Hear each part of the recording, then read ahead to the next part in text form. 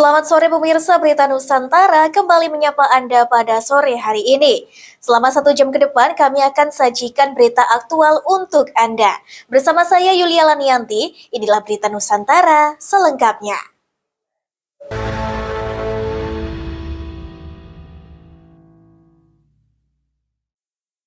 Pemirsa, Direktorat Tindak Pidana Narkoba Bareskrim Polri menyita hampir 200.000 butir pil ekstasi dari seorang tersangka yang mengalami kecelakaan di Tol Trans Sumatera Lampung. Tersangka diketahui mendapat imbalan 100 juta rupiah untuk mengirim narkoba tersebut ke Jakarta.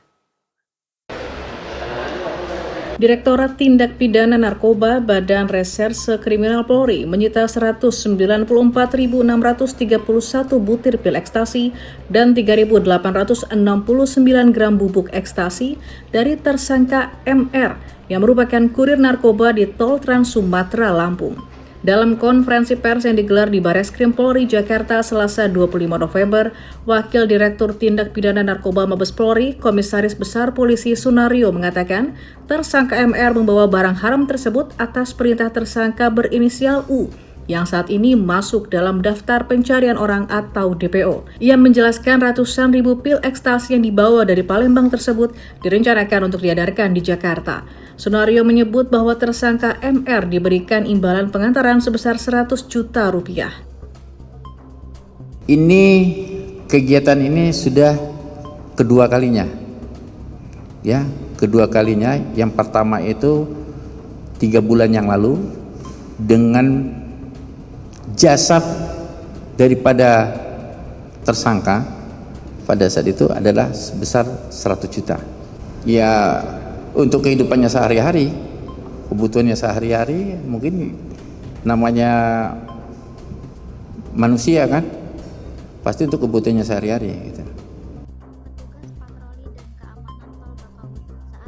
Sunario menyampaikan tersangka MR terindikasi mengisap sabu sebelum terlibat kecelakaan di Tol Trans Sumatera KM 136B pada 20 November 2025. Dari hasil penyisiran polisi di sekitar area kecelakaan, ditemukan 34 kantong berisi narkoba yang dikemas dalam 6 tas.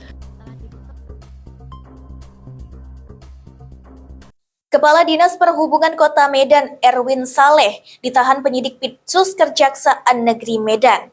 Pada Selasa siang, penahanan dilakukan terkait dugaan kasus korupsi kegiatan Medan Fashion Festival tahun 2024. Tim penyidik tindak pidana khusus Pitsus Kejaksaan Negeri Kejari Sumut menahan Kadis Perhubungan Kota Medan Erwin Saleh alias ES pada Selasa 25 November di Kota Medan. Kepala Seksi Intelijen Kejari Medan Dapot Daryarma menyebut penahanan ini dilakukan karena ES terlibat atas dugaan kasus korupsi Medan Fashion Festival tahun 2024 saat menjabat sebagai Sekretaris Dinas Koperasi UKM dan Perindak Kota Medan. Pada dugaan korupsi ini, tim penyidik Pitsus Kejari Medan menemukan adanya penyimpangan prosedur pengelolaan anggaran termasuk penunjukan pelaksana tanpa proses kualifikasi teknis serta pembayaran kepada subvendor secara tidak resmi dengan nilai kontrak sebesar 4,85 miliar rupiah, sementara kerugian negara sebesar 1,132 miliar rupiah. Terkait masalah tersangka ya, di sub itu mereka tidak ada hadir karena kemarin karena sakit. Nah, hari ini kita melakukan panggilan ketiga, ternyata hadir dan keadaan sehat, dan kita langsung melakukan penahanan terhadap tersangka. Artinya ini lanjutan aja, Bang? Ya, lanjutan dari yang sebelumnya dari Kadis Koperasi. Cukup ya. Sebelumnya, pihak Pitsus Kejari Medan telah melakukan tindakan penahanan terhadap 2 orang tersangka pada kasus yang sama, yakni BIN selaku Kadis Koperasi UKM dan Perindak Kota Medan, serta MH selaku Direktur CV Global Mandiri.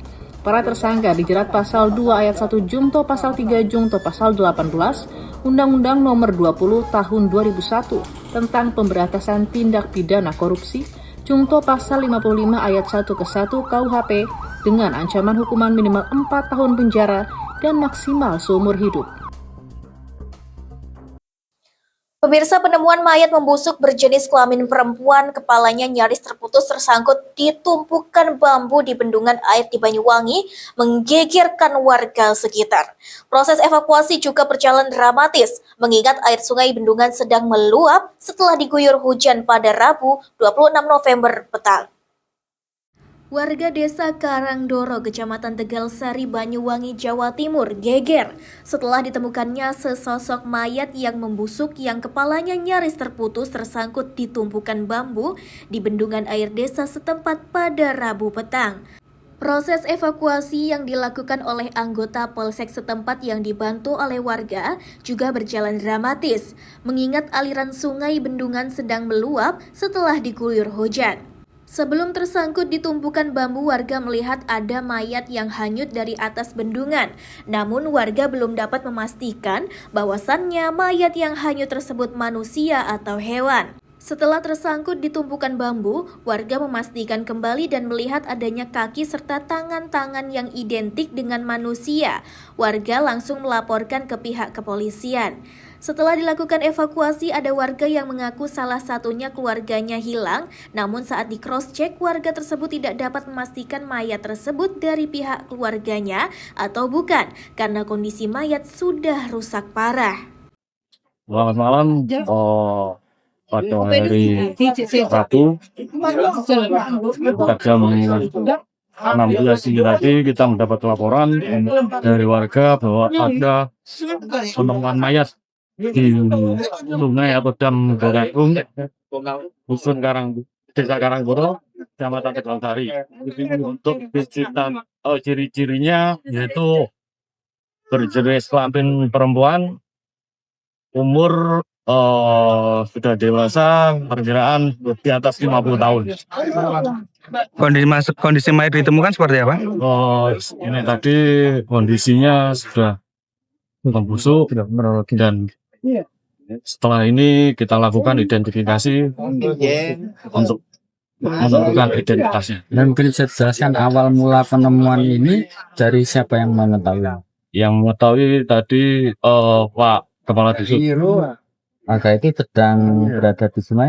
Berada di sungai melihat seperti ada jenazah, kemudian setelah dicek benar-benar jenazah. Tadi evakuasi ada kendala apa? Untuk kendalanya karena saat ini situasinya banjir, kita kesulitan untuk mengevakuasinya. Alhamdulillah bisa teratasi. Mungkin sebelumnya di wilayah desa besar Kecamatan Tegalsari ada laporan orang hilang. Kalau di wilayah Kecamatan Tegalsari tidak ada. Terus ini tadi ada laporan dari pada hari Minggu kemarin di Polsek Limor. Sementara ya belum kita pastikan, nanti menunggu identifikasi. Pihak kepolisian belum dapat memastikan apakah mayat yang membusuk korban pembunuhan atau bukan. Hingga saat ini, mayat masih dilakukan pemeriksaan lebih lanjut di Rumah Sakit Belambangan Banyuwangi. Dari Banyuwangi, Jawa Timur, Agus Winardi, Java TV melaporkan. Pemirsa, masih akan ada berita menarik lainnya yang kami sajikan untuk Anda. Tetaplah bersama kami di Berita Nusantara.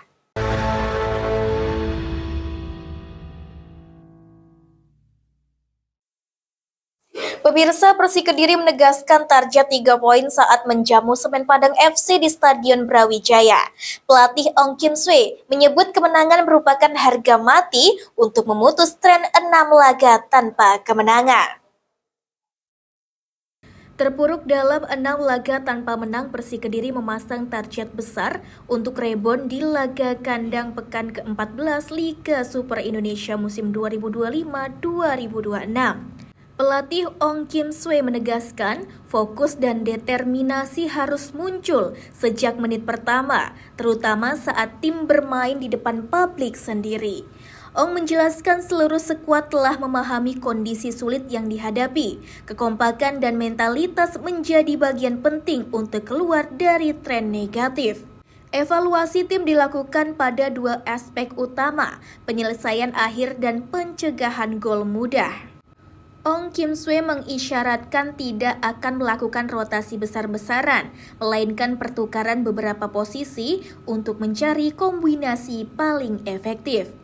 Dukungan publik Brawijaya disebut sebagai tenaga tambahan untuk membangkitkan motivasi pemain.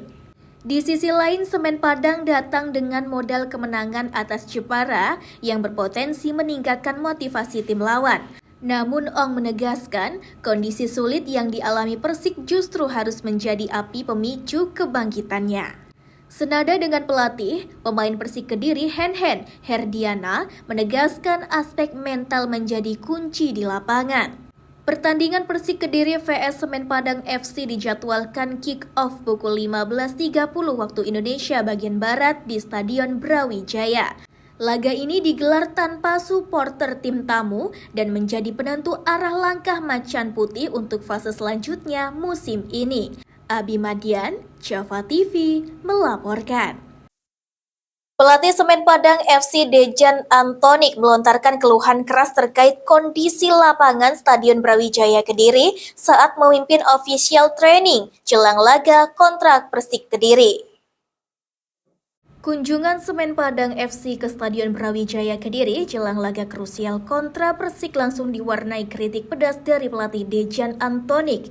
Sejak menit awal latihan, Dejan tampak gusar dan berekspresi tidak puas melihat kondisi rumput. Saat ditemui awak media, Dejan segera meluapkan kemarahannya sambil meletakkan kedua tangan di pinggang dan menatap lapangan dengan ekspresi kecewa. Padahal pemerintah Kota Kediri dan manajemen Persik sebelumnya telah melakukan perawatan lapangan meliputi top dressing hingga pembenahan infrastruktur pendukung. Renovasi stadion juga masih berjalan, mulai pengecatan tribun, penggantian lampu LED, serta perbaikan rumput. Meski mengeluhkan kondisi lapangan, Dejan menegaskan timnya tetap fokus mengincar kemenangan. Dejan mengingatkan skuadnya agar tidak terlena dengan hasil kemenangan sebelumnya atas Persijap Jepara. Suasana positif dalam tim menurutnya menjadi modal penting untuk menghadapi Persik esok hari. Para pemain termasuk Rui Rampa mengaku tim sedang berada dalam kondisi stabil dan penuh energi. Dejan menolak anggapan bahwa Persik sedang melemah dan justru memuji kualitas skuad Macan Putih. Menurutnya, fluktuasi performa adalah hal yang wajar dalam kompetisi apapun. Untuk mencuri poin di Kediri, Dejan menekankan disiplin dan kerja keras sebagai kunci. Salah satu kabar baik bagi Semen Padang adalah skuad yang kompet, tambahnya.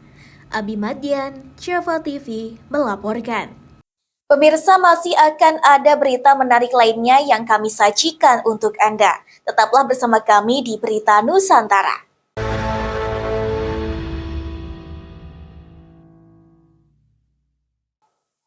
Selanjutnya pemirsa, pemerintah Provinsi Kalimantan Utara mengajak generasi muda mencintai pangan lokal melalui seminar nasional di Tanjung Selor. Kampanye ini bertujuan meningkatkan kesehatan, produktivitas sekaligus menggerakkan ekonomi petani lokal.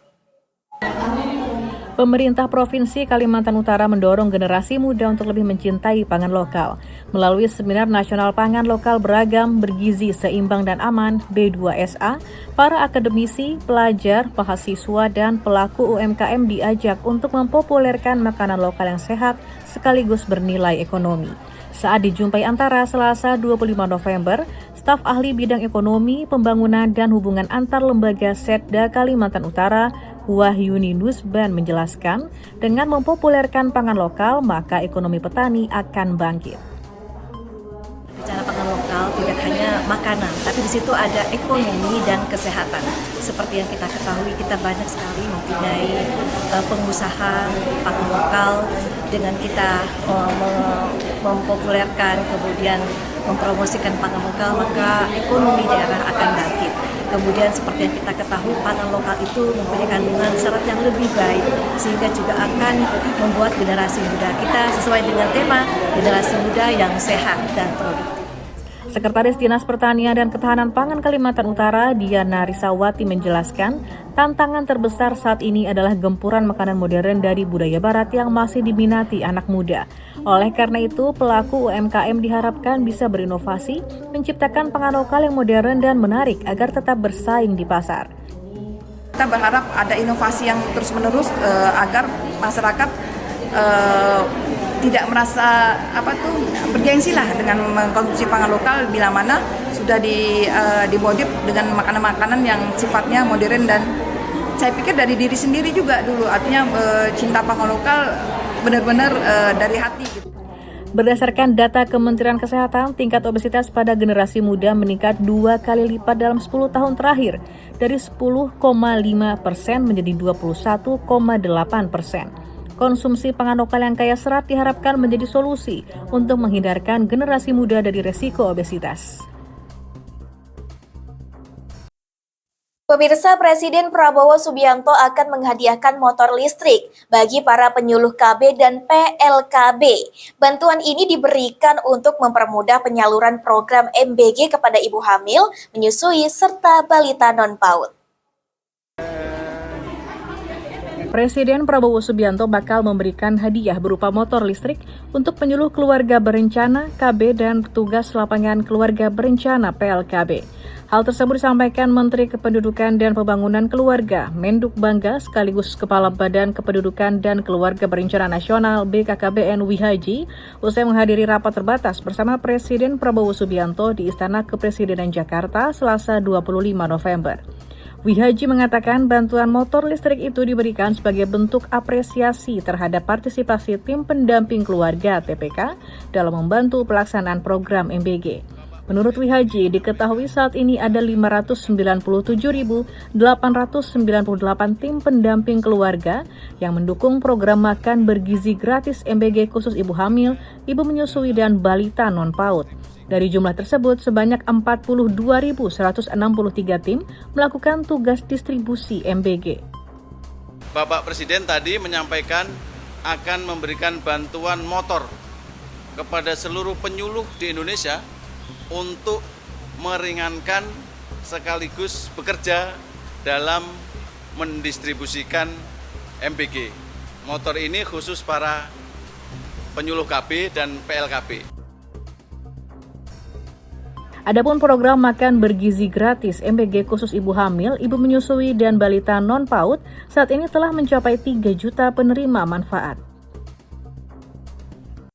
Pemirsa, sebanyak 100 tukang becak lansia di Kabupaten Mojokerto menerima bantuan becak listrik dari Presiden Prabowo Subianto. Dengan armada senilai 20 juta rupiah per unit ini, para becak optimis pendapatan mereka akan semakin meningkat.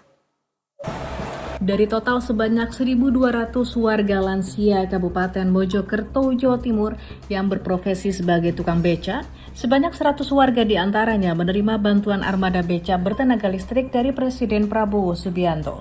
Saat menyerahkan bantuan pada Selasa 25 November, Wakil Ketua Yayasan Gerakan Solidaritas Nasional GSN, Nanik Sudaryati Deyang menjelaskan, para penerima bantuan diprioritaskan kepada pebecak lanjut usia atau lansia berusia di atas 60 tahun. Bantuan armada senilai 22 juta rupiah per unit tersebut tentu saja diterima pebecak lansia Mojokerto dengan sukacita. Mereka optimistis rezeki akan mengalir deras sekalipun penghasilan tak menentu dan harus bersaing dengan moda transportasi daring. Kadang-kadang ya dapat, kadang 3 hari tak dapat, mesti tergantung rezekinya. Rezeki itu dari Tuhan gitu loh Pak. Jadi saya dikasih sedikit ya saya terima, kasih banyak terima gitu loh Mas. Itu saya gitu. Mobil apa seneng ini? Inovasi Mas.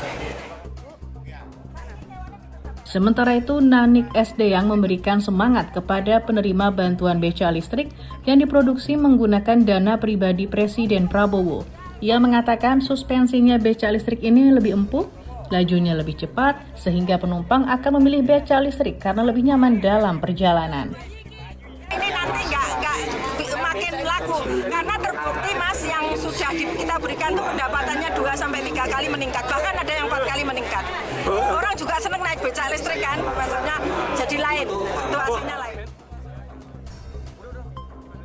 Sepanjang tahun 2025, becak listrik bantuan pribadi Presiden Prabowo Subianto diproduksi sebanyak 11.000 unit lebih di PT Len Industri dan Pindad.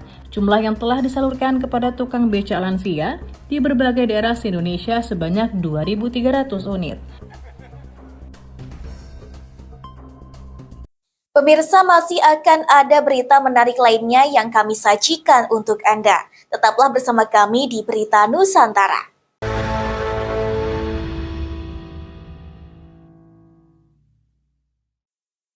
Informasi selanjutnya, pemirsa, Komisi Percepatan Reformasi Polri menggelar audiensi dengan berbagai elemen masyarakat di Jakarta pada Selasa siang. Kegiatan ini dilakukan untuk menyerap aspirasi publik dalam menentukan arah kebijakan reformasi kepolisian.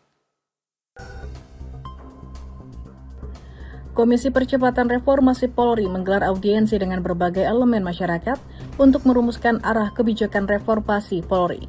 Audiensi digelar di Gedung Kementerian Sekretariat Negara, Jakarta pada Selasa 25 November dengan mengundang lembaga toleransi beragama seperti Forum Kerukunan Umat Beragama, secara institut, Kusdurian hingga lembaga bantuan hukum. Ketua Komisi Percepatan Reformasi Polri, Jimli Asyidiki, mengatakan pihaknya telah menerima lebih 100 surat audiensi dari berbagai kelompok masyarakat.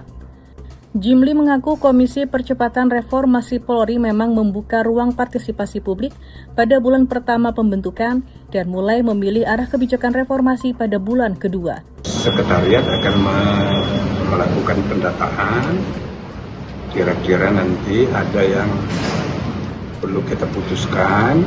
Nanti pada bulan kedua itu kita memilih kira-kira untuk kebijakan reformasinya kayak apa, yang ujungnya nanti pasti mengubah undang-undang. Nah, untuk rumusan undang-undangnya nanti bulan ketiga.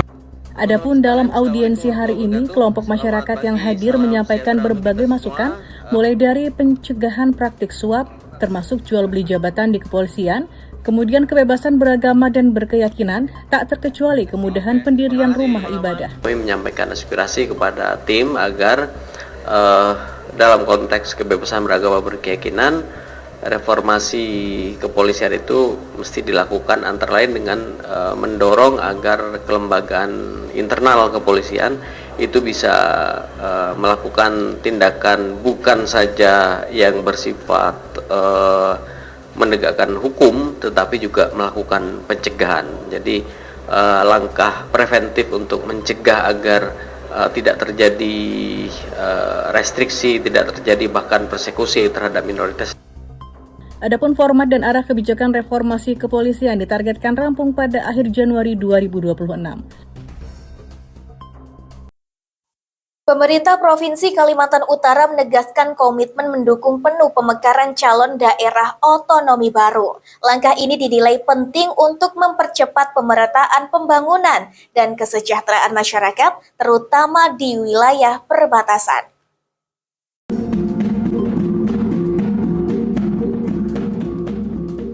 Pemerintah Provinsi Kalimantan Utara bersama Aliansi Masyarakat Perbatasan menggelar seminar nasional terkait peluang dan tantangan daerah otonomi baru dalam mengakselerasi pembangunan daerah. Terdapat 5 wilayah yang direncanakan akan dimekarkan, yakni Tanjung Selor yang merupakan ibu kota Provinsi Kaltara, namun masih berstatus kecamatan. Kemudian Apaukayan, Krayan, Kabudaya, dan Sebatik. Wakil Gubernur Kalimantan Utara Ingkong Allah pada Selasa 25 November menjelaskan bahwa Kaltara memiliki potensi besar untuk pemekaran mengingat statusnya sebagai wilayah perbatasan. Pemekaran ini diharapkan dapat meratakan kesejahteraan rakyat hingga ke pelosok serta meminimalisasi persoalan infrastruktur, pendidikan, dan kesehatan. Menurut saya itu sangat sekali ya, karena daerah perbatasan dan jangkauan pemerintah, ya pemerintah induk ya, di mana rencana CDOB ini menginduk di kabupaten mana, contoh Kabudaya ya sama Nunukan. Kan kita lihat ada kesenjangan pembangunan, ya pembangunan di bagian darat, Nunukan bagian darat ini, yaitulah ada dua rencana ya CDOB itu. DOB Kabudaya dan Krayan. Hal senada juga disampaikan Wakil Ketua Dewan Perwakilan Rakyat Daerah Kalimantan Utara, Muhammad Nasir, yang menyebut bahwa terwujudnya DOB di wilayah perbatasan akan berdampak signifikan pada distribusi bahan pokok. ibu kota model Krayan itu, dia tidak akan belanja di Ibu Nunukan, tapi dia belanja di Krayan. Bagaimana caranya kita infrastruktur ini bisa masuk di sana, keadilan ini bisa sama dengan daerah lain, sehingga dibentuklah DOB yang kita rencanakan ini. Tahapan untuk pengajuan aspirasi pemekaran DOB ini sudah melalui tahapan pertama kajian kelayakan, dan dinyatakan di dalam kajian kelayakan itu dinyatakan layak dimekarkan dengan berbagai sisi, termasuk salah satunya soal fiskal.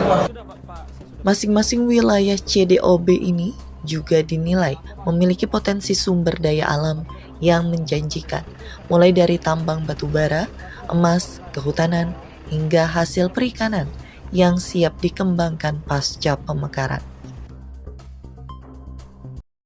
Pemirsa, masih akan ada berita menarik lainnya yang kami sajikan untuk Anda. Tetaplah bersama kami di Berita Nusantara.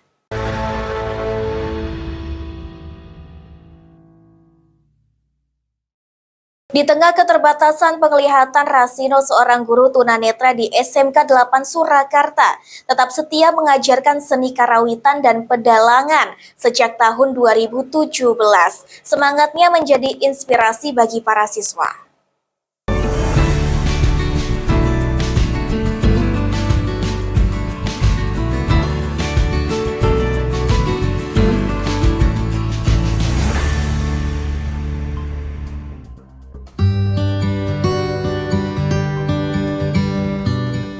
Pak Guru Rasino, begitulah para siswa memanggilnya. Inilah sosok guru karawitan yang mengajar di kelas seni pedalangan SMK Negeri 8 Surakarta. Meski memiliki keterbatasan fisik, yakni tidak bisa melihat sejak lahir, namun indera pendengarannya sangat peka dalam merapal setiap ketukan nada. Dengan lihai, kedua tangannya memainkan salah satu instrumen gamelan gender, Pak Rasino hafal betul nada dan ketukan setiap gending yang dibawakan. Ia menyebut lantunan nada gamelan menjadi warna dalam kegelapan hidupnya. Mengajar sebagai guru honorer sejak tahun 2017 dan baru saja diangkat menjadi guru PPPK sejak Oktober lalu, Rasino bergembira menjalani hari-hari sebagai pendidik di SMK N8. Keterbatasannya sebagai penyandang disabilitas tunanetra tidak menyurutkan semangatnya menjalani peran sebagai pahlawan tanpa tanda jasa. Perjalanan Rasino menjadi guru tak kenal lelah. Sebelumnya ia pernah menjadi guru di Sasana Rehabilitasi Penyandang Cacat Netra di Purworejo selama 8 tahun sejak 2003 hingga 2011 untuk membiayai kuliahnya di jurusan Seni Karawitan Institut Seni Indonesia Surakarta. Jarak rumahnya di Palur, Karanganyar, tak jadi masalah untuk pulang pergi menuju Purworejo sejauh 110 km. Namun jerih payahnya kini membuahkan hasil setelah bisa menjadi guru di SMK Negeri 8 Surakarta. Itu selama ini saya sikapi sebagai tantangan saja sih. Jadi selama ini saya di sini juga merasa, karena apa? Karena saya mencintai pekerjaan saya. Saya di sini digunakan, dipakai, digunakan tenaga saya, itu sudah anugerah yang tak terhingga untuk saya. Dan ternyata sesuai dengan ijazah dengan kompetensi yang saya miliki.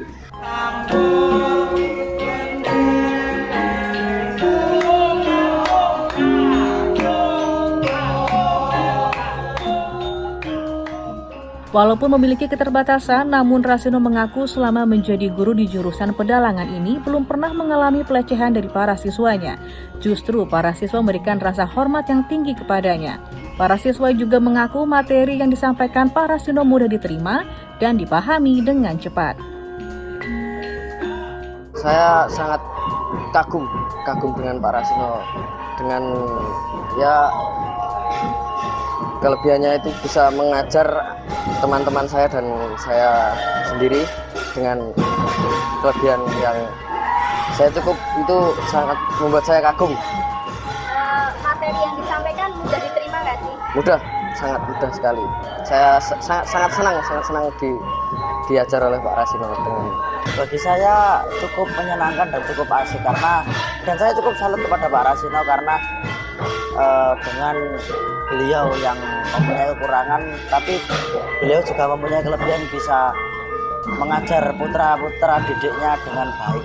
Dan saya juga merasa senang bila diajar oleh Pak Rasino, karena ya beliaunya asik, support, dan materi itu cepat masuknya, pahamnya cepat. Mengajar dengan penuh kesabaran dibumbui dengan candaan menjadi gaya khas Pak Rasino saat mengajar. Meski umur bertambah, Pak Rasino terus mengikuti perkembangan zaman untuk menyesuaikan gaya mendidik agar siswa paham dengan materi yang ia sampaikan. Pemirsa, Ratu Maksima dari Kerajaan Belanda melakukan kunjungan kerja ke Kabupaten Sragen dan Kota Solo pada Selasa siang. Kunjungan ini dilakukan dalam kapasitasnya sebagai utusan khusus PBB untuk kesehatan finansial. Ratu Maksima dari Kerajaan Belanda melakukan serangkaian kunjungan di Kabupaten Sragen dan Kota Solo, Jawa Tengah pada Selasa 25 November 2025. Kunjungan tersebut merupakan bagian dari agenda resminya sebagai utusan khusus Sekretaris Jenderal PBB untuk Inklusi Keuangan.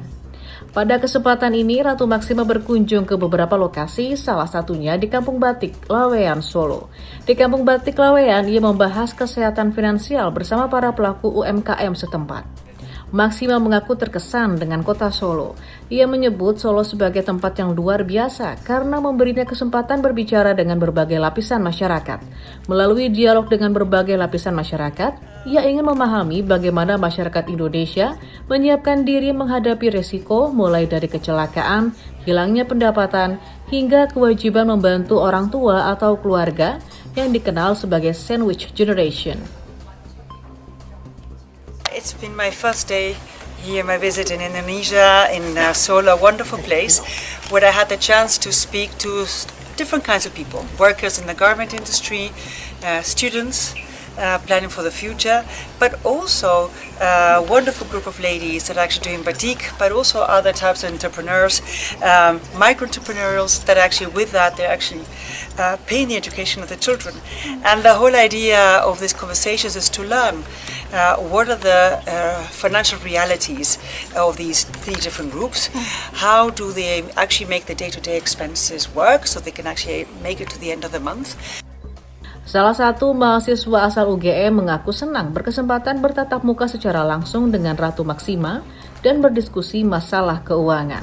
Dari sini kita bisa sharing perspektif sih tentang kita sebagai anak muda itu melihat gimana kita mendapatkan pengetahuan tentang financial health, terus juga sebenarnya sebagai anak muda itu tantangan apa aja yang harus dihadapi gitu. Jadi lebih ke kita sharing ke Queen Maksima juga tentang di POV kita sebagai anak muda itu apa saja gitu tentang topik tersebut.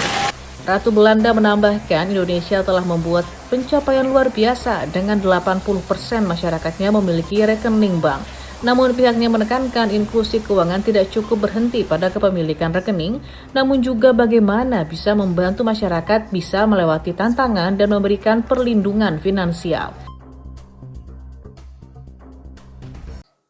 Pemirsa, BKSDA Kalimantan Barat menyelamatkan satu individu bayi orangutan dari lokasi tambang emas ilegal di Kabupaten Ketapang. Satwa dilindungi ini diduga menjadi korban pemeliharaan ilegal oleh oknum pekerja tambang. Saat individu bayi orang utan berjenis kelamin jantan yang berusia 2 tahun berhasil diselamatkan oleh pihak Balai Konservasi Sumber Daya Alam BKSDA Kalimantan Barat Seksi Konservasi Wilayah 1 Ketapang di salah satu lokasi pertambangan emas tanpa izin atau peti wilayah setempat. Satwa dilindungi itu diduga menjadi korban pemeliharaan ilegal dan ditempatkan dalam kandang sempit oleh seorang oknum pekerja tambang berinisial HN di kawasan Desa Riam Dadap, Kecamatan Hulu Sungai, Kabupaten Ketapang, Kalimantan Barat. Polisi Kehutanan Polhut Mahir BKSDA Kalimantan Barat, Urai Iskandar, Rabu 26 November mengatakan, setelah dievakuasi, bayi orang utan langsung diserah terimakan ke pusat rehabilitasi untuk mendapatkan perawatan intensif, kemudian akan dilepas liarkan kembali ke habitatnya. Temuan awalnya kan? Hari ini kita melakukan rescue. Alhamdulillah kita melihat kondisi anak orang utan dalam kondisi sehat. Diperkirakan umur 2 tahunan. Untuk kondisi fisik, hasil pemeriksaan kedokteran itu menyampaikan bahwa dalam pernyataan sehat walafiat. Untuk saat ini mungkin tindakan lebih lanjut akan kami coba untuk bersama mitra di pusat Yayasan International Rescue untuk melakukan observasi kembali. Pada akhir 2024, Direktorat Jenderal Penegakan Hukum Kementerian Kehutanan juga menggagalkan perdagangan 2 individu orangutan di Kabupaten Melawi, Kalimantan Barat. Selain menyita barang bukti, petugas juga meringkus 1 orang terduga pelaku berinisial MA. Pemirsa, masih akan ada berita menarik lainnya yang kami sajikan untuk Anda. Tetaplah bersama kami di Berita Nusantara.